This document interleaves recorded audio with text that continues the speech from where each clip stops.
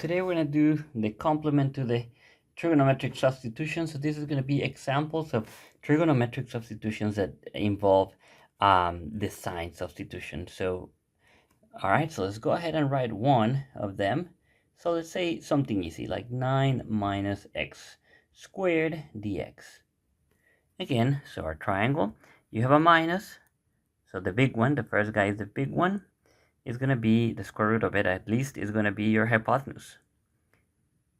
So you see you have this guy right here. This is the guy you're subtracting from. So you take the square root of that one. That's the big guy. And then you need to throw in the square root of this guy at x. You can pick it to go here or pick it to go here. If you put it here, you end up with a cosine substitution, which is not standard, but it's still correct. But we usually put it here, so we get a sine substitution. And now we notice that the if you call this b, let's say, b squared plus x squared is equal to 3 squared, which is 9. And so b squared is equal to 9 minus x squared. So you take your square root on both sides. And you take only the positive one because b is a positive constant. And you get 9 minus x squared. Why is it positive? Not constant, positive number. Because it's the side of a triangle. So you're going to have that. All right, so that is all that is just to say that I can then substitute in or write in here in my triangle my 9 minus x squared. All right, so I have my triangle right there, and I can say that x divided by 3 is opposite of our hypotenuse. As you know, that's the sine of the angle. And then I have that gives me x being 3 sine of the angle, from where I get that dx is 3 cosine of the angle, and times the differential of the angle. All right, and now the other thing I can do is do the cosine, which is going to be adjacent over hypotenuse. So square root of 9 minus x squared over 3 would be the cosine, adjacent over hypotenuse. Let me multiply the 3 on both sides. Okay, so now I'm ready to substitute things in because I have the dx, which goes here. That's going to be 3 cosine of theta d theta. And then I will have the square root. I have it to be the 3 times cosine. I'm going to plug that in place. And I'm going to have that this is going to be the square root of 3 cosine. And then times 3 cosine again, so it's going to be squared. So, well, let's write it out. D theta. So that gives me 9 times the integral rather, of the square of the cosine. And then you remember that this needs for you to do the half angle formula. So it's going to be a 1 plus cosine of 2 theta d theta. Now at this point, you can integrate the 1, gives you a 9/2 of theta, because you're integrating with respect to theta. And then plus 9/2 of the integral. I was going to skip it, but I'm at least going to talk about it. Cosine of 2 theta d theta. Now this integral, you're going to do a u substitution. U equals 2 theta, and the du is going to be 2 theta d theta, from where you are going to have to divide by 1, or multiply times 1/2 rather. And so you're going to have plus 9/4 of the cosine, or sorry, sine of 2 theta. So that's going to be your antiderivative right there.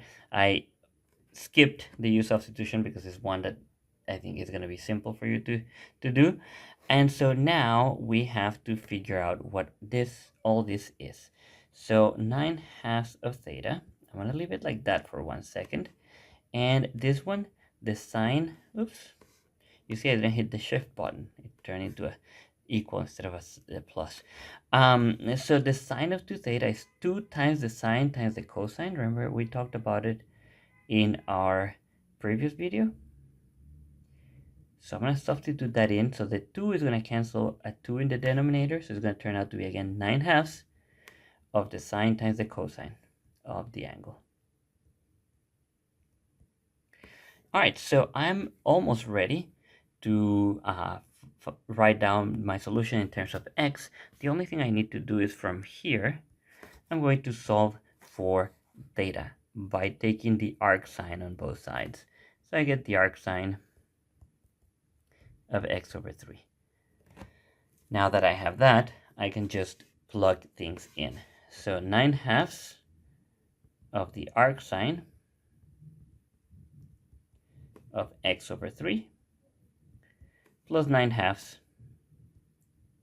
Now the sine, I have it right here as x over 3.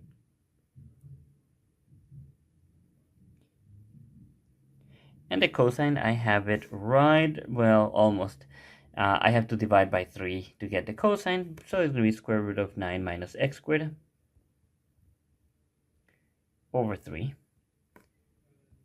plus c. So now it's just a little bit of simplification here and there. The first term is good as it is, because the arcsine is operating on the whole x over 3. So in case you were thinking, what about this 3 and this 9? No, because you cannot pull it out of the arcsine. It's inside of the parentheses, so you have to first operate with the arcsine and then you multiply times 9/2. So it doesn't happen. However, this 3 and this 3 do cancel that 9, because 3 times 3 is 9, and you get plus 1/2 of x root of 9 minus x squared plus c. And that then gives us our answer. All right, so let's do another one. Let's take a look at this one. Again, I'm going to draw my triangle. Everything hinges on this triangle. Yeah, you can learn the formulas and do your substitution, but without the triangle, it's not as good, because then whenever you want to substitute back you take back your substitutions, it's a lot easier when you have your triangle to work with. Then you just do simple trigonometry and you don't end up with like the sine of 2 times the arcsine. You can actually give an algebraic equation. So in any case, let's grab 1 goes here. Why? Because 1 is the big guy, so your hypotenuse goes there, the square root goes there. All right, and then I have to locate the x, and as we have been doing before, I told you the x could go here or could go down here, but if you put it down here, it's a cosine substitution, so it's better to stick to tradition right now and just write it like this. Again, this follows from the Pythagorean theorem, so we get x over 1. So x over 1 is opposite of our hypotenuse, and that's going to be the sine, and that's just x. Then the same you do for the cosine. Square root of 1 minus x squared is going to be your adjacent to the angle theta. Over 1 over hypotenuse, no, let's not write that, is going to be your cosine of theta. Also, from here, I'm going to take my derivative, and dx is going to be the cosine of theta d theta. This doesn't look like a cosine. Well, it's a cosine. All right, so let's go ahead and put everything in as we can. All right, so firstly, the dx is going to go here. So I need a cosine of theta d theta. My x equals sine will go in here. And by the way, remember that, oh, that didn't help. I need a red one. Some people actually substitute in here as 1 minus sine squared and then change it into a cosine, and then they take the square root. But I like reading it from here a lot better. So let's go ahead and just write everything out. The x squared is going to be a sine squared. Then I have my dx, which is going to give me a cosine of theta, d theta, and then my square root is another cosine of theta. We're getting lucky with the even powers of the sines and cosine in this. That's what happens when you just write your problems however you want. Oh, it's okay. Not that big of a deal. Integral of the sine squared. We get practice with this. That's perfectly fine. And remember your half angle formula. So integral of 1 minus cosine of 2 theta d theta. So I'm going to go ahead and integrate it like we did before. So we're going to have 1/2 of theta minus 1/4 of the sine of 2 theta. Sine of 2 theta. Oh, goodness. Try again. sine of 2 theta, there you go, plus c. And again, I'm going to substitute the sine of 2 theta with the sine times the cosine.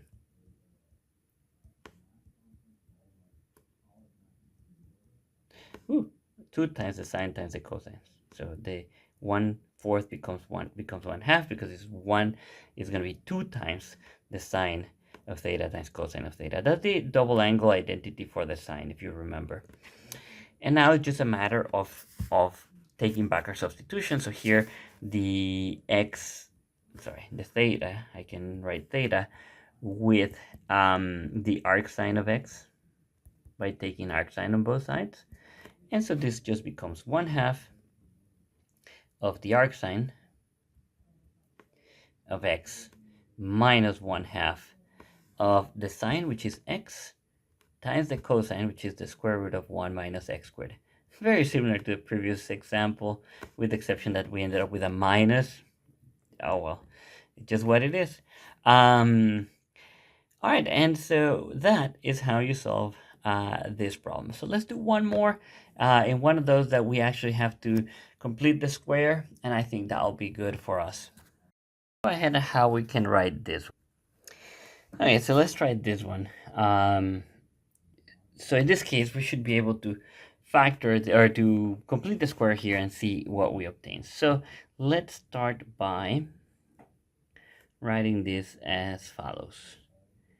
I'm going to have a box here that I'm going to fill out, and then I'm going to put a minus x squared minus 2x plus something. And the whole thing will go to 3/2. As before, we divide by 2. That's going to be a -1. We square it, we get 1 and a 1. You see right here, I'm having a the 1, if you distribute this negative, would be 1 minus 1. I'm adding 0, and that means that my completion of the square is correct, because I am not adding anything to this original amount. So with that, then I can just rewrite it as 1 minus x minus 1 squared, the whole thing to the 3/2.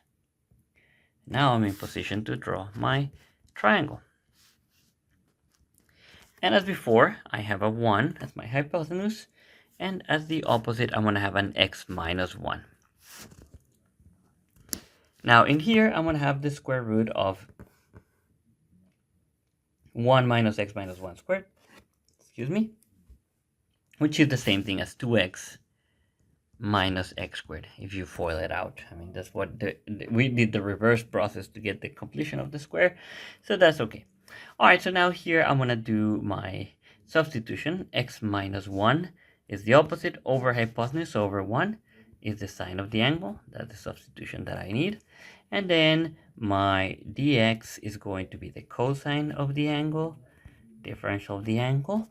And then I'm going to have that the cosine is going to be the adjacent square root of 2x minus x squared all over 1, which is just that, equals cosine of the angle. So now I can go ahead and try to substitute in. So my d theta, or my, oh goodness, well, it's okay. That's going to be almost this one, but not quite. So, sorry, I really had to sneeze. So if I cube this one here, whoops. If I cube this one here, that's going to be to the power of 3/2. So that's going to give me exactly that quantity, but if I cube it on one side, I have to cube it on both. So then this right here is going to be the cosine that's going to become the cosine to the cube. Sorry, cosine cube. There. I had an extra marking there that was distracting. So anyway, the dx, as we said, is cosine of theta, d theta, and then this one right here becomes the cosine cubed. Oops, not of 3, cosine cubed of theta. All right, and now when you cancel here, you get the integral of 1 over the cosine squared Oh, this one turned out to be quite nice actually, because this is the secant squared, and the antiderivative of the secant squared, as you know, is the tangent. So this one was pretty straightforward, and all we have to do is take back our substitution. Tangent is just opposite over adjacent. So you see why having the triangle drawn is so much easier than trying to figure out how to take back your substitution, because you would end up with tangent of the arcsine of x minus 1, whatever that is. This is much nicer. So it gives you an algebraic answer, and it makes sense. You see, you start with something that's algebraic in nature. It's nice to finish with something that's algebraic in nature.